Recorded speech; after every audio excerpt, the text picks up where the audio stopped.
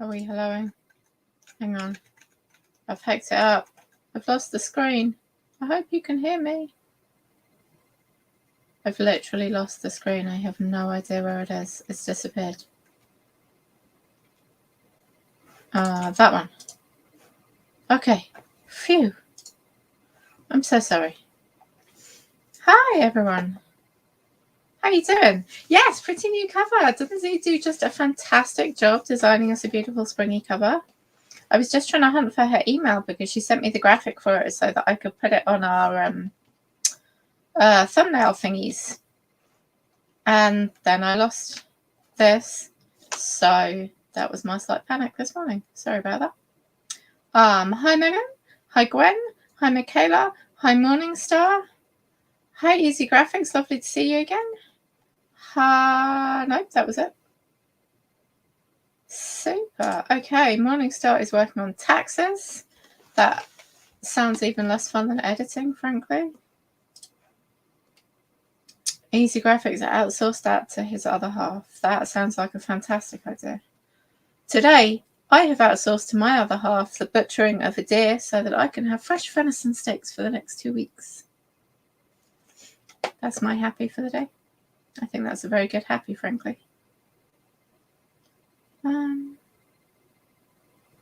Yeah. Okay, that's it. That's it. All my talk is done. What's everyone else working on today? Yay, Z! Hi, Z! How are you? I'm very well, thank you. I'm good too. Let me put my glasses on so I can see. Megan pays someone else to worry about taxes so she doesn't have to. That sounds like a superb plan. And no, Easy Graphics, I feel I was just very clear. I do not butcher my own deer. I outsource it to my husband. He butchers my own deer. I just eat it. That is funny. Hi, Kate.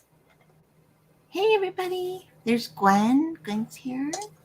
Good to see everybody. Megan, pretty new cover. Oh, yeah. But also Megan's cover is pretty too. If you haven't seen yet, Chris's cover was revealed this week. Can you guys hear me okay? I just realized I don't. Yes. Okay. I can hear you very well. I just realized I managed to successfully delete the email you sent me with all the graphics and then wondered why I couldn't find it. And I don't know how that happened at all. Can you find it? Yeah, I found it. I found it in my trash and recovered it. We have a new in credit too. Oh, cool. So I haven't seen that. So there'll be there'll be a new in credit too. So that's cool. Excellent. You thought you'd outsourced your taxes to your husband, to your partner, husband, Morningstar? We buy it at the moment from a relatively local hunter. My husband doesn't have the license to go and hunt deer at the moment. He can do rabbit, but not deer. Morning, Jocelyn. Deer is delicious. It is. Catches the deer.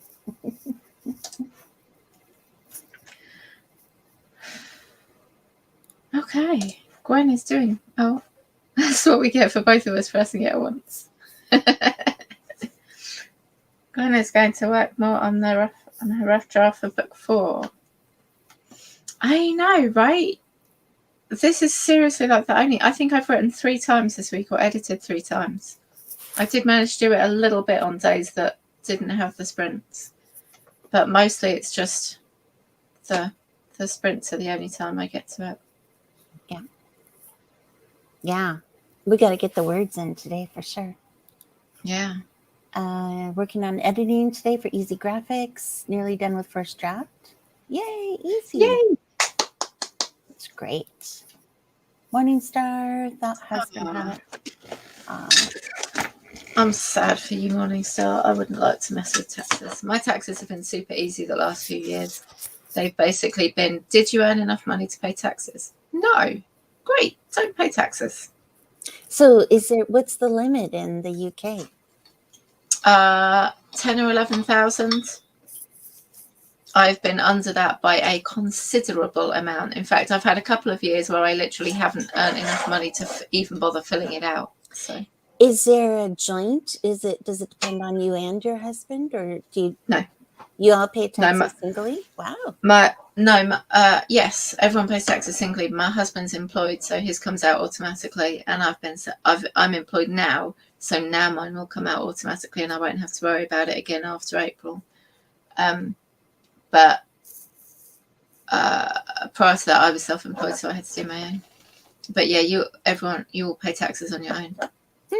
Now, even though your husband's is taken out automatically, do you still have to fill out paperwork by a certain date for him? Nope. That would be so nice. We have to still fill out paperwork and all that. Yeah. Comes out of your paycheck every month, and you literally don't have to do anything with it at all as an employee. It's beautiful.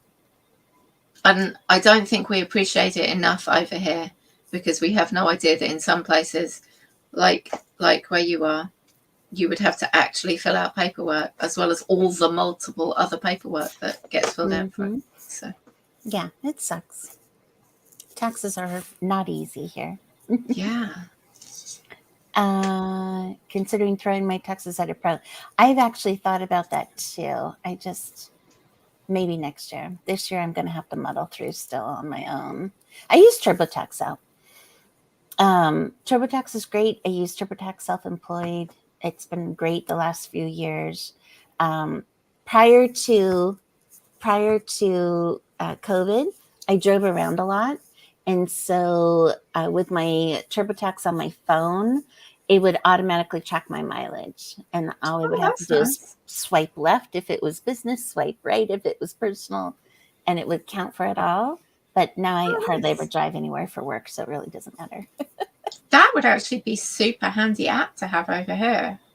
Although I discovered, I went to a shop when I was started off self-employed and I was starting off childminding. We went to IKEA to buy a load of furniture and stuff. And I bought a bag of sweets or some tiny thing. So I spent £140 in IKEA on childminding stuff, right? And I spent £1.49 on something for me. And apparently I then couldn't claim that as as a business trip. Oh my gosh. Because I'd spent a tenth on, is that even a tenth? Such a tiny amount on a personal thing that made it a personal trip. And I'm like, no, that's not reasonable. I think over here, I don't know, maybe there is a rule about it. I don't know. But even if you take a trip and you do some business stuff, let's say you're taking a trip to Arizona and you go to the Grand Canyon because you're researching, it for a book and it ends up in your book. You can write that trip off or write some of your expenses off. I don't know. That is interesting. I can't remember now if it was, I couldn't claim anything on the receipt. I think it was specifically, I couldn't claim anything on the receipt. I couldn't claim for the mileage, because if you do anything personal at all, it counts as personal. And that doesn't seem reasonable. If it's a personal trip that you happen to do a bit of business on, then sure, you shouldn't be able to claim mileage because you were going on that trip anyway. Right. But this was a trip that I took specifically for that business and bought a packet of sweets or something while I was there. That doesn't make it a personal trip. I wasn't going to drive to IKEA for a packet of sweets. Yeah, you would think it would be more, what is the majority of the amount you spent? Was it personal or business? It's crazy. It was ridiculous. Gwen, that sounds horrific. I'm so sorry. I'm so deeply grateful now that we do not have to do that. You're very lucky, Allie. It wasn't the accountant. It's literally, that's the tax law over here. It's ridiculous. But so what you would have to do is put it through separately. On the plus side, we don't actually have to give our receipts unless you get audited. So, I mean, some people pay more or less attention to the exact letter of those laws, and in all fairness to the people who pay less attention, some of those laws are really, really stupid. But it's if you've got it on a separate receipt, then you can put the one receipt through, but you still can't put your mileage through. So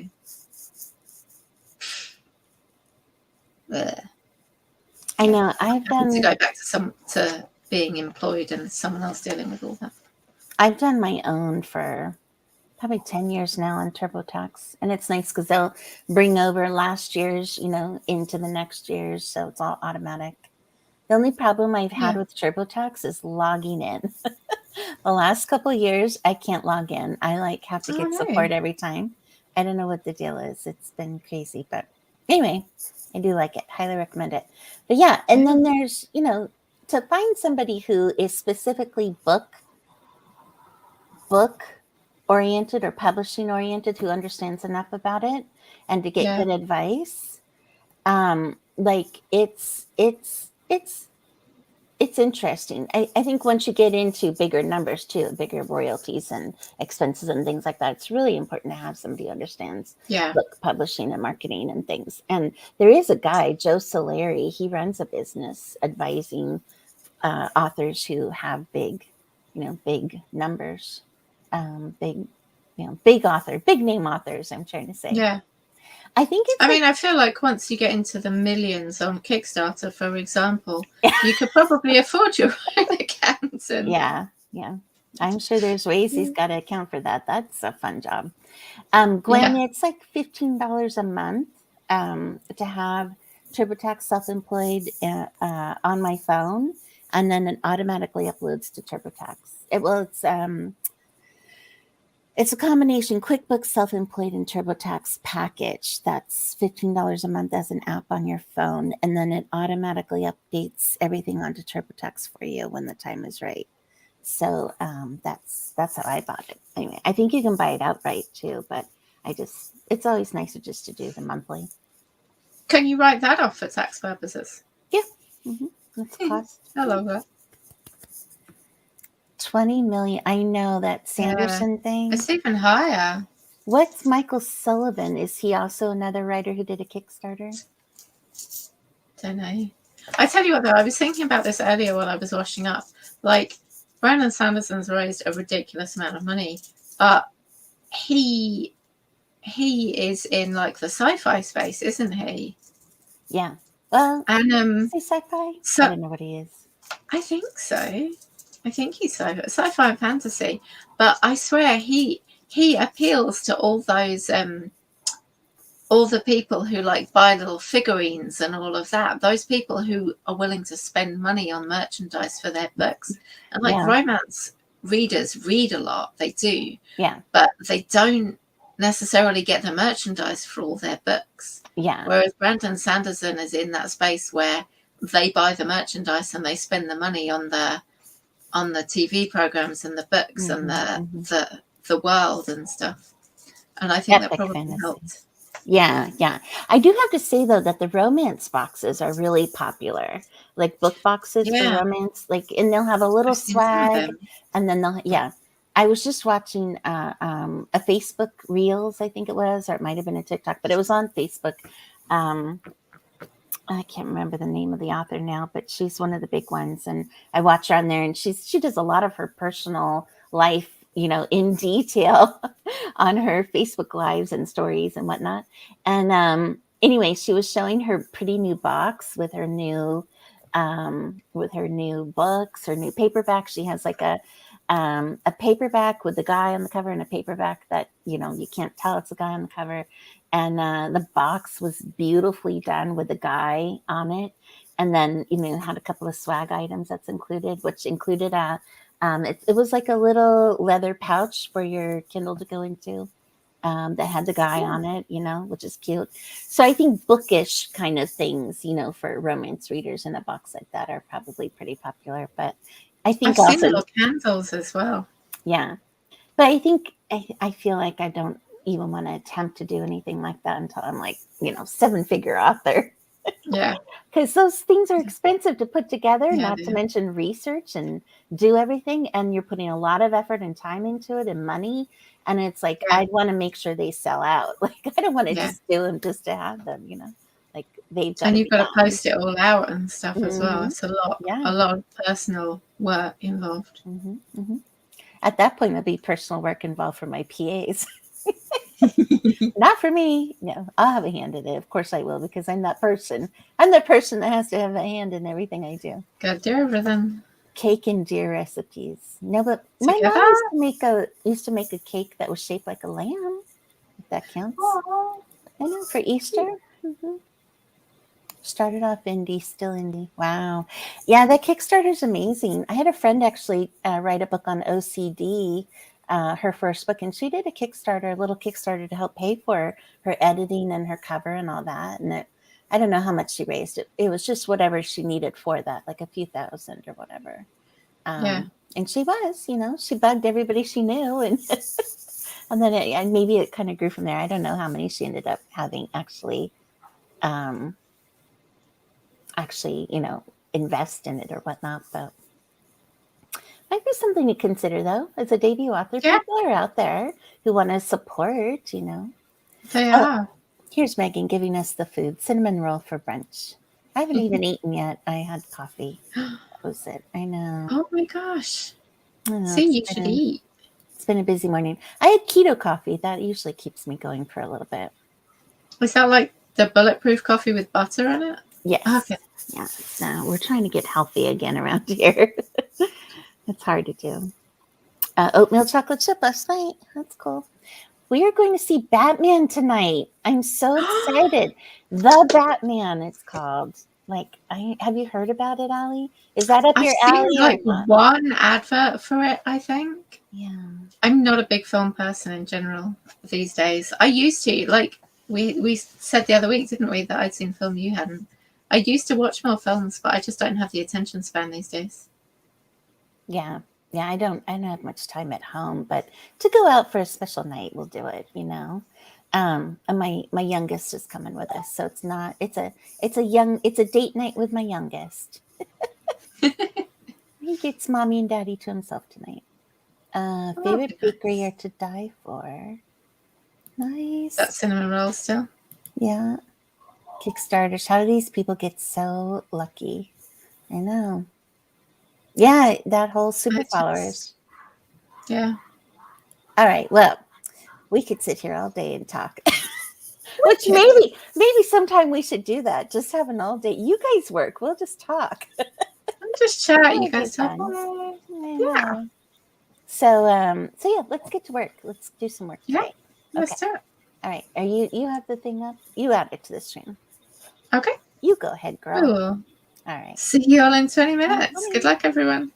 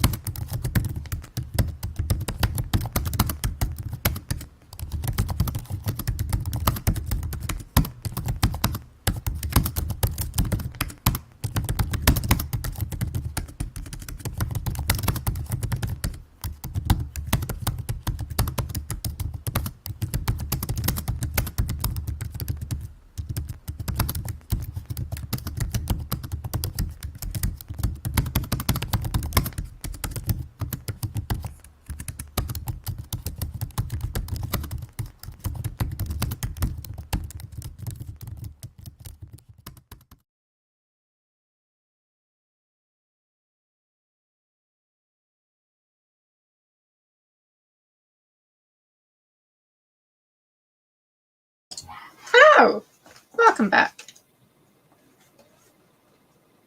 Oh, we've got some chats.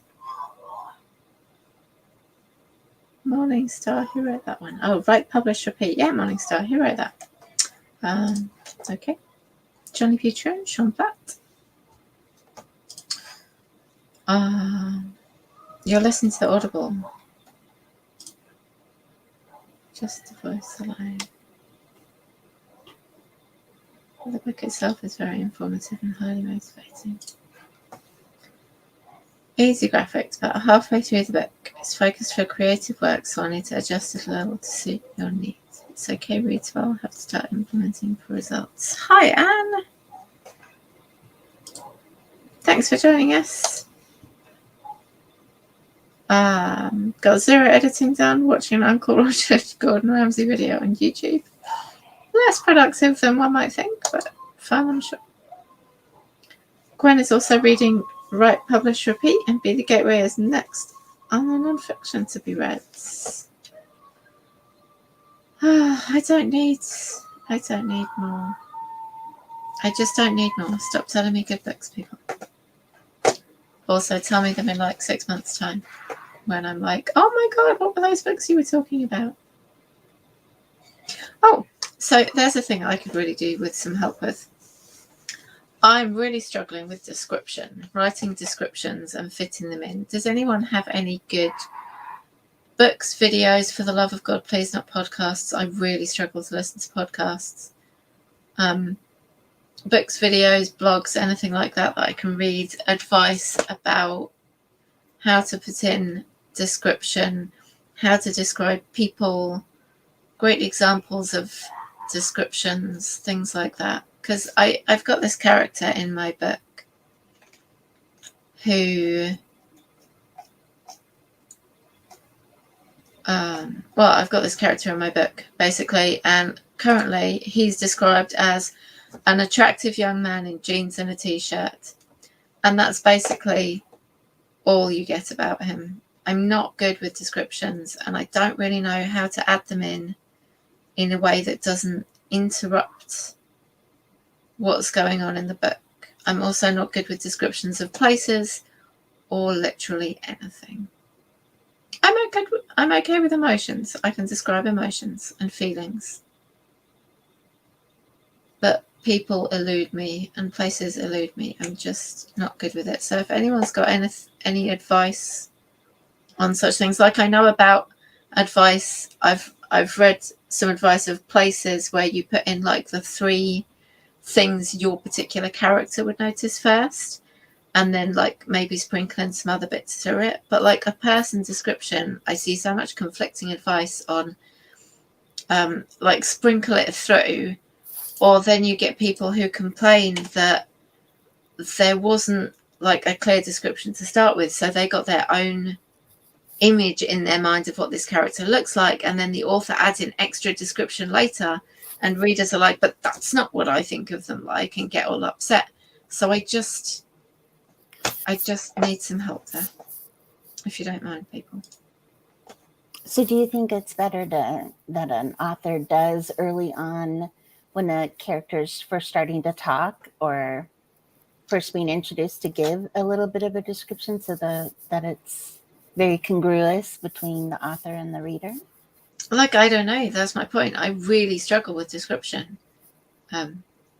As far as I'm concerned, attractive looking young man in jeans and a t-shirt. That's it. You can all go away, imagine that for yourself. And I don't care if what you imagine is nothing like what I imagine, because my book's not likely to be made into a film for everyone to have a great big strop on about that's not what the character looks like, you know? But people don't like this whole white room thing. They're like, I need more detail and I need this and that. And I'm like, I don't make images in my head. So when I read a book and someone describes a character, I do not imagine what that character looks like. I don't. So if I then see a film, I don't think that's not what that character looked like in my head. Or that's not true. Sometimes I do. And then I go back to the book and I'm like, oh, they did say they had long brown hair. didn't imagine that because I don't imagine, so I don't know. I mean, I try not to stop and say she looked like this with her hair and her eye and her, her body type. And like, I don't try to do that as much as sprinkle in, I don't know. I know they say like, don't give, one paragraph, every single part of what they look like and try to sprinkle it in. And then that way, you're kind of showing it more, I guess, instead of telling. But I know in romance anyway, that the covers, a lot of readers expect the cover. If you're showing a guy and a girl or just the guy, they expect the cover to be like, if you say that he's blonde, he damn well better be blonde on that cover. Yeah. So I know that's fair enough. But yeah, I don't know. I don't know. Be interesting to see. Did anyone write anything here about what they? I hate writing description, rather write dialogue all day long. I'm just looking up the book that Bright Colors Repeat. No, Writing Unforgettable Characters. Oh, Writing Unforgettable. Does that talk about, Kate, like physical description as well as actual characterization?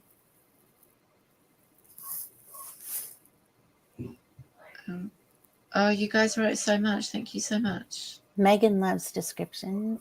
I know, right, Megan? And you do them really, really well. And I'm just going to read your book through and then steal all your descriptions and sprinkle them in through my book. And never mind if my characters don't look like that.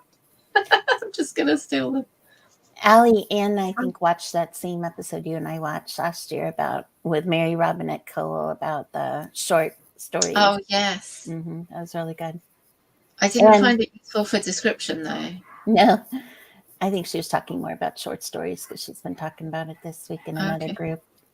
Let's see. No specific advice, but I'd say write a few ways, style, see what you like best and go with that. It is your book. Oh, that's probably a good idea. Yeah, it's your book. What do you want to do? What does his nose look like? I actually, in one of my books, one of them has a slightly crooked nose from baseball, being hit in the nose a couple times. Nose, people. I just see. This is the thing. I'm also terrible at recognizing faces because I don't know what other people's noses look like, and I can't remember the colors of their eyes. And frankly, if you'll change your hair, I will not know who you are. So, Megan. Oh, that was a harsh sound, Allie. Oh, I'm sorry. That was my just shutting my curtain. I apologize. Okay. Let's see. Megan says, I keep my descriptions of characters pretty basic: hair color, body shape, and maybe some favorite features of the love interest. Like this Morningstar showing a nose. Everyone's got an opinion. I think you go with what you prefer.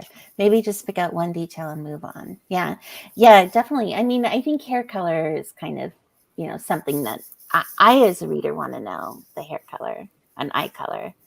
But other than that, I do like Kate's idea of, picking one thing, like the one character had a slightly crooked nose, but it, the female character in my story specifically said it didn't really bug her, she kind of added that little boy charm to him, I mean, you just kind of pick that one little detail.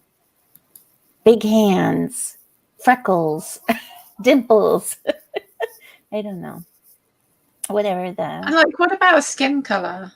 Because you guys said about hair color and eye color, and skin color is a big thing when a book gets made into a TV show or whatever. Like, oh my god, that character wasn't written black or white or whatever. But then there's a thing about how you write skin color, and I read someone saying about when writers write about this character's black or this character's black, but they never mention the other characters are white, and that's that bias thing that you just assume all the characters are white and have to specify if they're not, and that seems. I was having that question earlier this week because I was like, well, I want these two characters to walk in, and I did have the other character is, white and freckly and carrot top hair. And I wanted the other guy to definitely be, a person of color. But I guess if you have no designation as far as color or culture or anything, is everyone just neutral? Like, that's not how the world is, though. And the world is made of so many interesting people. And I think description-wise, we need to find a way to be able to describe the world without getting penalized for it. I don't know. And it is a problem because an awful lot, especially of white readers, but I have also seen readers of colour who say, well, they also just assume that the characters in a book are white because that's, unless specified, because that's what so many of them are. Right. And so, if you don't specify, you're leaving it to your readers to decide, and most of them are likely to visualize it just as a all white cast, which isn't necessarily what you're going for. Right. Focus on what's special. Scar and oddities. Better days. Trying to say better days. Better days. Watch how to describe skin color. You can get flavor for it. That's what we're talking about. Writing unforgettable characters is all about characterization, no description. No Sounds like we need to do a deep dive into, into writing character description, and maybe even put it out on some boards on Facebook, and we can, share some of what other people say next week. That'd be a really good topic for discussion, for sure. Yeah. Yes, exactly. Easy graphics. And it's like everyone having a big strop on, like, oh, James Bond can't be black, or James Bond can't be a woman, because that's not how they were written in the book. And you're like, I mean, they also weren't written with all these things that have been in the recent films in the books, because the books were written in the 1920s. But people happily go with invisible cars, but heaven forbid James Bond be anything other than a white man. I just... Yeah, I don't know. And it might be interesting. Maybe we could find a person of color to join us, somebody who's like a, what do they call that? A sensitivity reader? It might be interesting to bring on somebody who can give some advice about that. There's been a few sessions I've been trying to watch at different conferences and stuff online, and I miss them every time because I just can't take everything in, but that are how to write those characters and things like that, and how to write characters in general. So yeah, I like that website about writing with color when it comes to script. But this particular, the phrase that I started off writing, I wanted to just write, as an attractive young black man in jeans and a t-shirt approached. And then I took it out because I just wasn't sure, because I haven't specified when my characters are white. So I didn't want to specify that just like that. But I just don't know. I don't have the answers either, but let's look it up this week and we'll chat about it, again next week. I think that's a really good topic to touch on as authors, for sure. All right. Or are you going to research it on the when I go into our next sprint? No, I've put a note on that. That particular. I've got to go through and write descriptions in for various things anyway. Placeholder for sure. Yeah.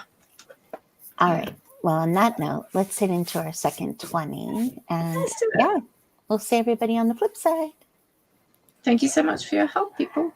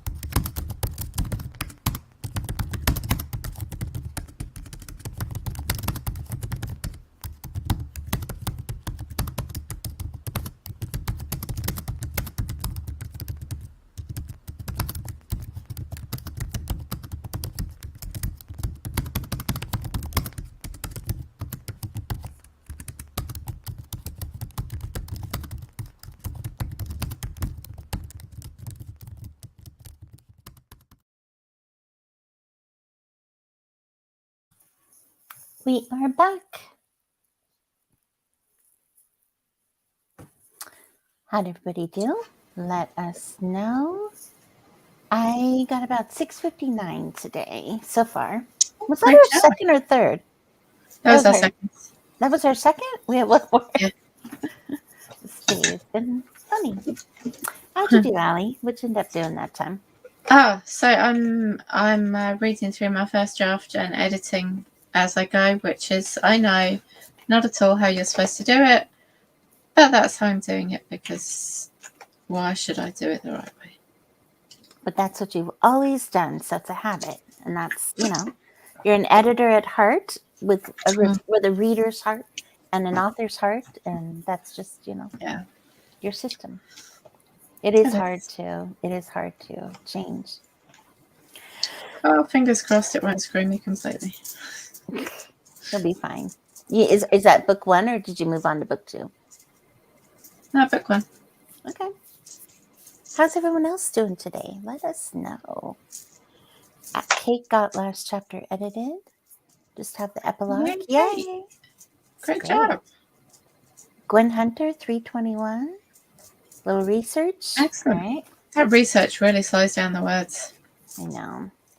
It's those placeholders, right? Yeah. Placeholders. But both things are required for the finished book. So, eventually you've got to take the time to do the research. It's part of that book I had gotten, the 7 drafts.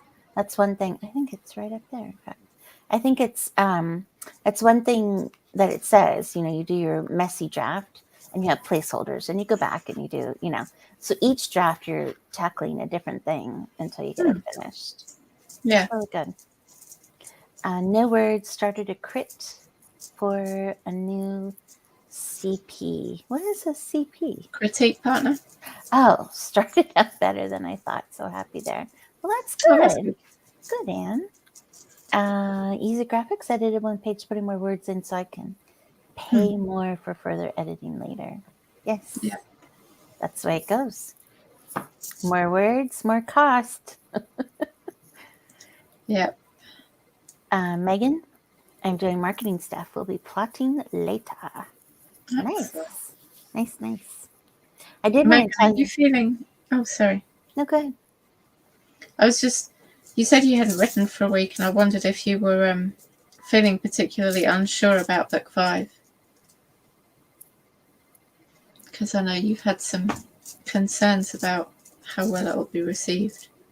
But she's also getting into marketing, so that takes up time and editing and finalizing all the things. Yes, welcome to author world. It's no longer just about the writing.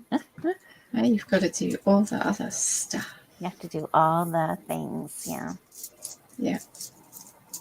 It can get to be a lot. Yeah. Today I'm dealing with finalizing my audiobook, so it's all done.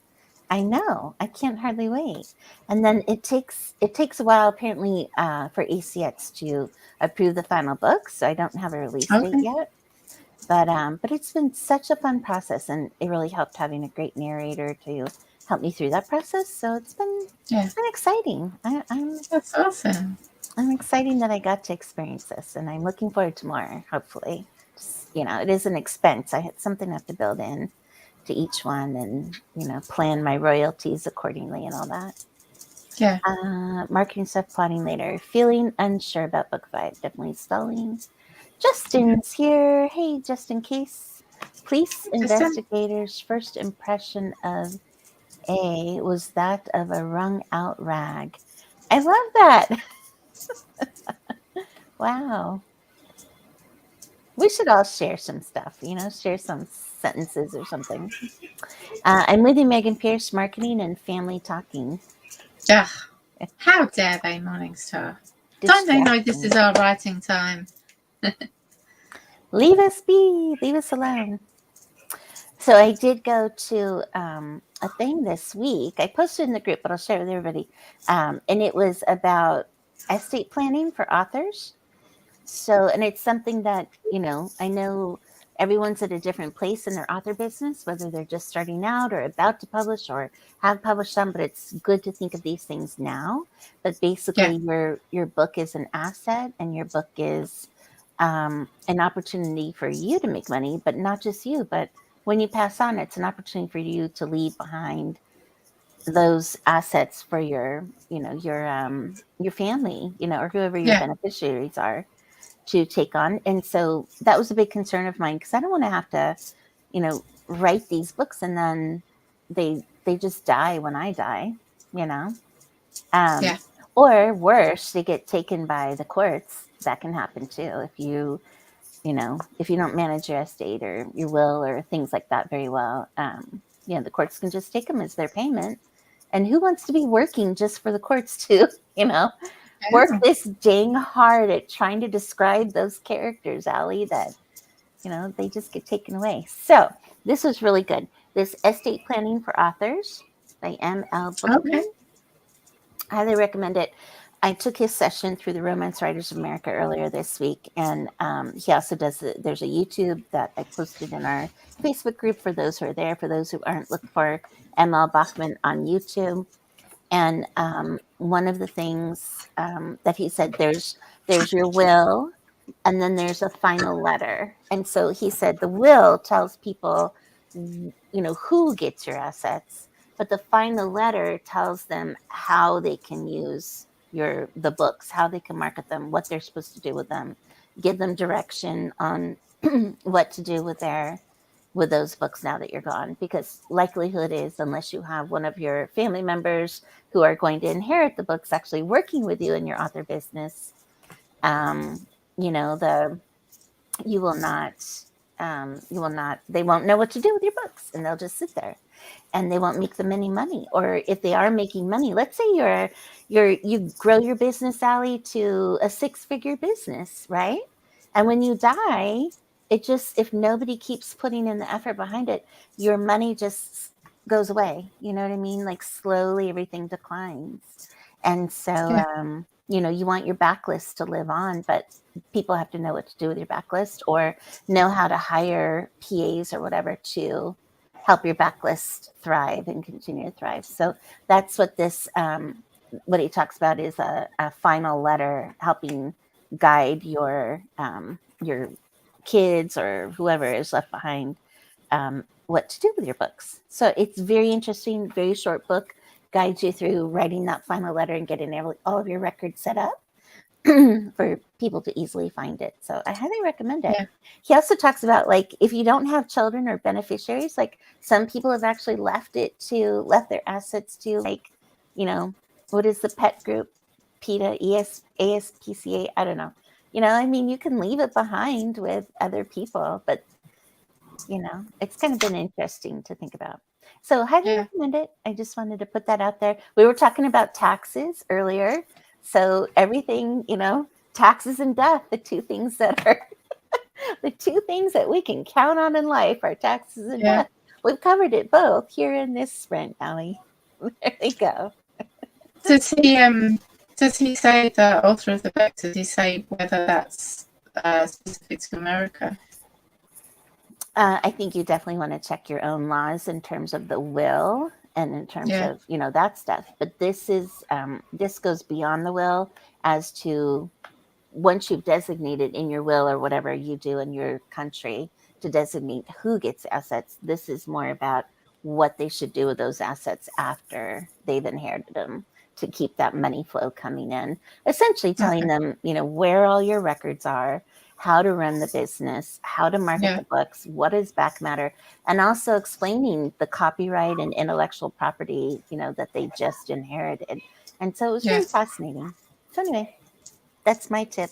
I didn't have much tips about taxes, but there you go. When you die.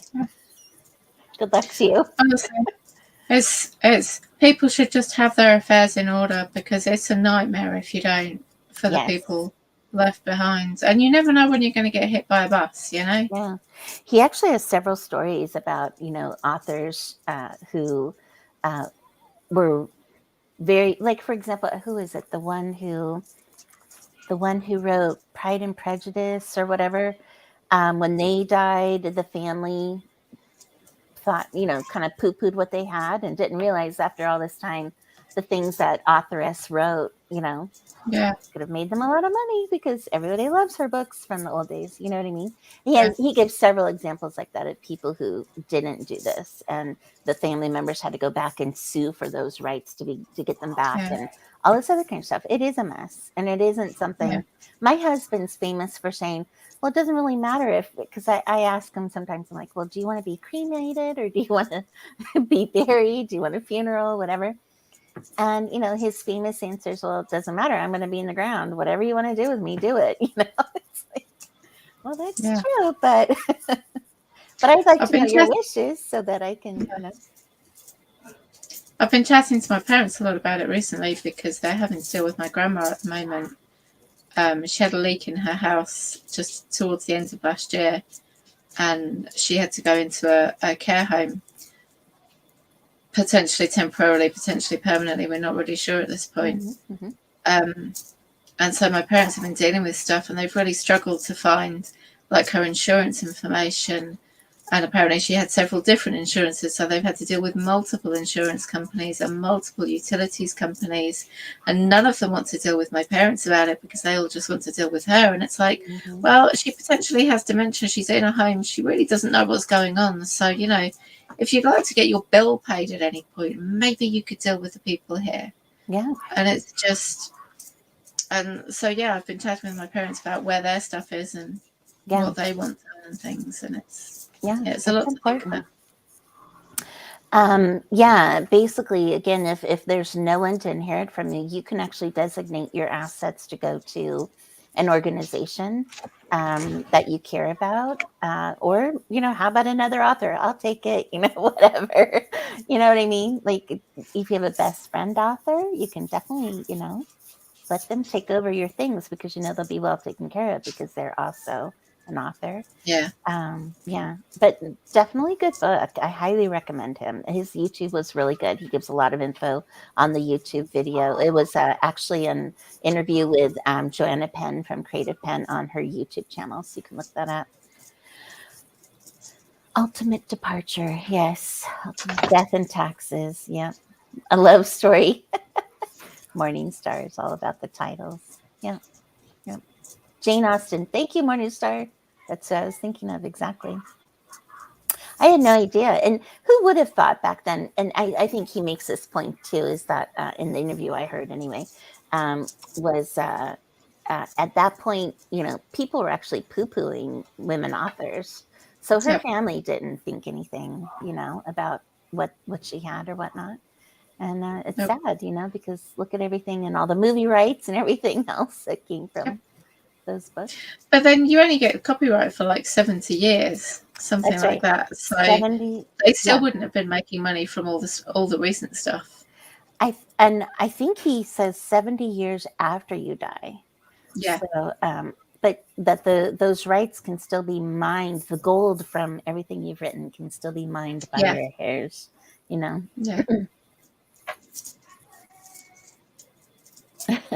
That's funny. Yes.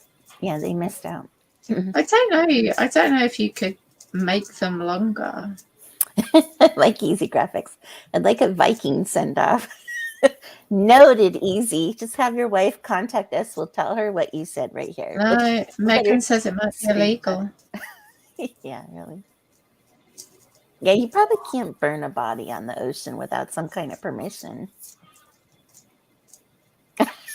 And I don't even know if they give that permission these days. I actually think you're not actually even allowed to put ashes into the ocean, really. There's something about environmentally, because we were looking into it from my father, and I think environmentally it's not supposed to be done. I'm sure people do it. But then, like the seabed, all the burials at sea, if you die on a boat or you're in the Navy or something, you get buried you get burials at sea. And I guess that's not ashes, that's just, whole decomposing bodies. That's a whole body that fish can eat for food, I guess. Yeah. But ashes are like, I don't know, must do something to the water or choke them. Particles choke them. I'm not quite sure. Don't know either. I mean, sure, I guess if everyone was cremated and all the ashes were poured into the ocean, that would probably do a huge amount of harm. But well, and I struggle to see that a few sprinkles of ashes are going to do more harm than the immense amounts of rubbish that are poured in from countries all around the world. You know? Well, Anne, this is a really good point. Yeah, again, a will or a trust tells who gets those items, but you need to have a letter. He's proposing a letter, and he's done significant research because this guy is apparently some big name writer, fantasy, I think it was, but or maybe sci-fi. But he did a lot of research for his own works because he didn't want the, hundreds of thousands of dollars that he makes to be gone the minute he dies and his wife and children not know what to do with it. And so, again, the will or trust will tell who gets it, but the letter tells what they could do with it, okay, and what they should do with it. And he goes as far as, what they need to learn in order to keep a certain level of income going on the backlist, or how to hire the right people to, and maybe people that he recommends, or you recommend a PA or publisher or whatever to help continue that income flow for you, if you don't want to dive into it yourself. So it was very interesting. Yeah. Easy, there's a lot of things you do that might be illegal. I don't know. Stuff to check out. No, Easy's a good guy. He's all on board. He's all on the up and up. The good thing we told you couldn't burn yourself out at sea. I want to be wrapped in red. Wrapped in red? Wrapped in red what? What do you think she meant, darling? I just assumed wrapped in red. Buried on a cliff wall facing the sunrise. Red saran wrap? Red silk? Red cloth? Red silk might be nice. Yeah. Jane Austen. Not a pen name, no middle name, born and died Austen. All right. Anyway. Yeah, actually, I think he said it was because of Disney that the 70 years law came in place. It was very fascinating to listen to him. I hope you all really do look him up. All right. So you said we need one more sprint? We've done a lot of talking today. We have. Very interesting subjects. Okay, we better head into our final sprint then, everyone. Okay. All right. See you guys on the other side. Good luck, everyone.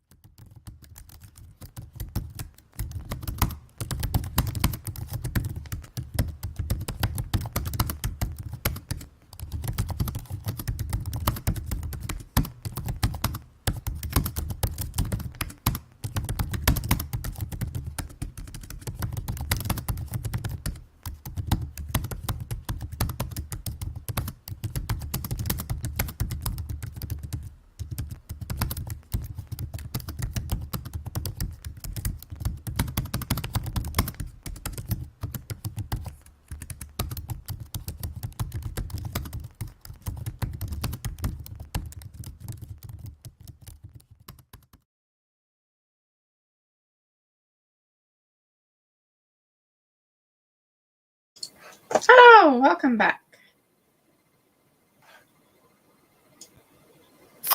Welcome back, everyone. How'd you do, Allie? Did you get along? Yeah, I'm doing okay. I'm moving through my chapters. I haven't got to the parts that I know need a lot of fixing yet, so it's nice and easy at the moment.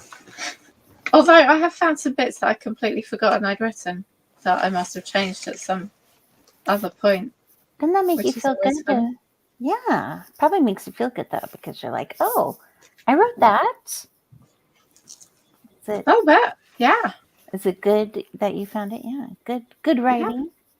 Like, oh look, I'd already gone back and tried to improve this bit. Good for me. I love this like red cloth hole tribe thing that Morningstar has come up with. I think that's fascinating. Yes. And the workers at Disney World having to inhale all of the ashes. It's fascinating too. Yeah, that's not. Haunted Mansion. That makes me a little weirded out now to go through. Throwing people's ashes, like their loved ones' ashes, they left them at Disney World. Some people love it's the happiest place on earth, I guess, if you leave the ashes so there. why would you send the dead people ashes there? Little kids breathe that stuff in. It is gross when you think about it, so try not to think about it when you go visit next time. Right? That's interesting. This is the darkest spring. I know. We just took out a very weird sprint. It's been a very weird week for sure. Down to the last two. Very good, easy. Good to hear that you're doing well. 371 for Gwen. She's at 1205. She gets all the words every time. Every time, Allie. Every She sprint. does. She is really Consistency is key. It absolutely is. Absolutely. Hey, I kind of am excited because did I tell you somebody ran over our mailbox a couple Saturdays ago? Yes, romance starter. Today and tomorrow the weather is supposed to be really nice. We're unfrozen. We're unfrozen here. Oh, very nice. Finally. And so Guy told me after lunch he's coming in to, put the new post in the ground, dig the hole, do his thing. And he's pretty darn cute. In fact, when he ran it over, he was on his way home from the gym. So he's gonna be out there digging that hole, getting all that manly sweat going on. You know those TikToks that are like the old women like sitting there, not just old women, but like moms, wives, sitting there and the workers are working in the yard and they're like doing a real life thirst trap. I'm just not going to video, but I'll be looking outside, keeping an eye on them. Let's make sure you could. Like just to share it privately among friends. I don't know if I could do that. That would be a little bizarro. And then it would leak or something, and that'd be invasion of privacy. Right? Like I'd have to figure out how to blur a face. I don't know. Anyway, besides our driveway's like, long, probably you wouldn't even be able to tell who was out there putting the mailbox up. In fairness, we probably weren't gonna be looking at his face, so I know there's that too, but objectification. But anyway, I just wanted to share that will be my bright spot of the afternoon. So I need a bright spot. That is it. Gotta have something to look forward to. Filipinos bury their dead off the cliffs. Yes. Just in case, 150 words. Awesome. The hunk. Yes, the hunk. Great jobs. Yeah, everyone did great today. Kate edited the epilogue. Yay. Just have the bonus left. Good job. We have talked about all kinds of interesting stuff. Thanks for keeping track, Easy Graphics. Yeah. Yes, be very helpful when it comes to splitting it up and putting all the things we've talked about in. Which I haven't been doing, but now my oldest is going to help me do that. So, yes. Oh, cool. Yeah, I was just going to say, I'm going to copy this and be able to write it in. Deer butchering, cinnamon rolls, death and taxes, Disney ashes, how we want to be buried, descriptions, and writing and editing. Oh, by the way, writing and editing. Well rounded. Yep. We got snow tomorrow. Sorry for your luck, Anne. I hope we're done. I think we're done. Do you have a little one there? No, I got a puppy. I've got not a puppy, a very old dog. Who I just call a puppy. Morningstar said Tibetans too, yes. Sister and I drove past the Coast Guard base when we were on a day trip. Ooh, yes. Yes. Hunting of my high school son has a register for the draft. Oh, yeah, I know. There's that thing, like, I don't know if you have that here, Allie, at where you are, Allie, but when you're 18 here, you're supposed to, what's it called? It's called, I don't know, you're supposed to register, but they call it something. I forget the name of it. I'm worried about that too, Morningstar. I'm like, hopefully whatever's happening will be done in a year. Because is that for the armed forces? Mm-hmm. Is that some form of national service? Yeah, it's the draft. If you get drafted, and if there's a war, there can be a draft. That's pretty. It's a big worry. A big worry. Yes. Do you have like regular national service? Like some countries have, like everyone has to do a certain number of years in the armed service. No, our armed service is all volunteer. Volunteer. Unless you get drafted. And then you're paid, obviously, as a job once you're in, but volunteer to sign up. Yeah. But unless you're drafted. But not if you're drafted. But, supposedly we're not getting involved in this war either. So supposedly we'll take our chances and hope and pray that's the case. I don't even keep up with what's going on. It scares me too much.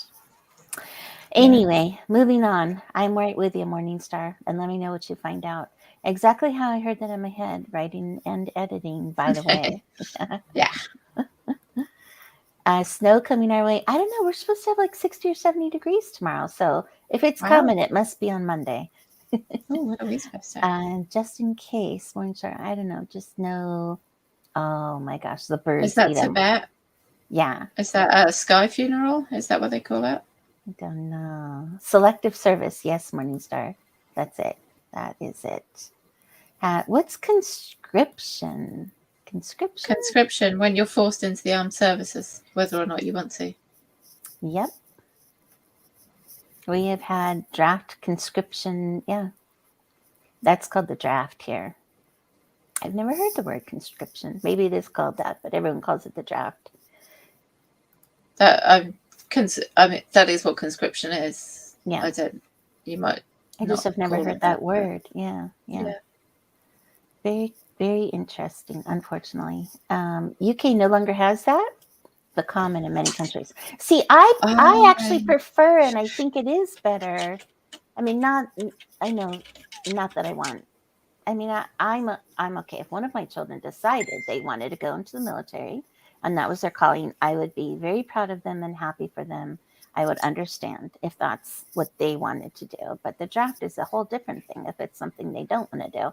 But I also agree with some of the countries. I think France has it where you do have to put in like a year to 2 years mandatory at a certain age. Like, I don't think that's a bad thing. I think France, for example. I think France. One of the Netherlands, one of the, like Sweden, I think potentially still has national service. Scandinavian, that's what I'm going for. One of the Scandinavian countries, I think. I mean, I think it's not a bad idea if it's not a war, if there's not a war going on. But there's always something going on somewhere in the world. Right now, there just happens to be a serious one. This says Sweden has had mandatory military service for men since 1901. Although peacetime conscription was deactivated between 2010 and 2017. Gwen, I hope you're right. That's all I'm going to say about that. 7.5 to 15 months for men and women at age 18, eligible as reserves until age 47. However, only a portion of those who register are selected for service. Yeah, Morningstar. Sorry. I was just going to say, Morningstar, I do think I've heard too that you're required to register at 18 for selective service. So I don't know. Of course, then it all depends. Is the guy, person, woman? I guess it could be a woman too. They do have to make sure they're physically fit for it and all that other stuff. So.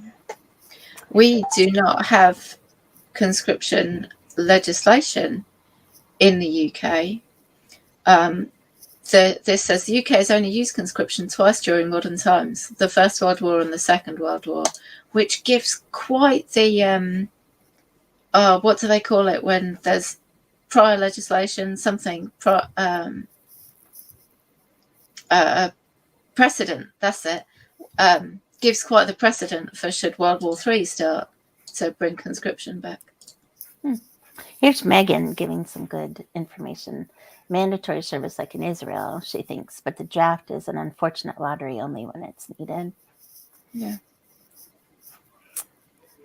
That's probably why we haven't heard of it in the US. Women don't have to register for the draft, which is interesting considering how much equality women in the military have been trying to fight for. Yeah. So that's kind of interesting. Why do you have to register? Don't they just know who exists? Like, aren't your births registered? And you have like social security numbers and stuff, right? We do. Like they're assigned usually at birth. But I mean, Allie, there has to be 1,000,001 ways and double doing things in the US for all this money to be overspent. Fair enough. Yeah. It's just another department, Allie. Don't mix departments in the United States. I tell you, bureaucracy wastes so much. Yes, yeah. I know, right? Especially in the day of computers. Like you're right, Allie. Yeah. Every birth probably is, marked somewhere clearly. And yet, yeah. Computer systems probably don't talk to each other. There's all kinds of things. Anyway. This has been a fun chat today. Oh my God, you're not automatically registered. I mean, I suppose we have to fill out the electoral roll. Like, oh God, my headphone's about to die, Z, so we should probably end. That clearly means we've been chatting too long. Yeah. We've had a lot of fun today. Thanks for being around, everyone. Appreciate you all. Thanks for joining us. We will be back Tuesday. Allie will be here. I'll try to be here. We'll be back next Saturday. And hang around, like and follow, because I made a brand new ending. So here we go. You ready, Allie? Yes. Semi brand new. Here we go. Do it.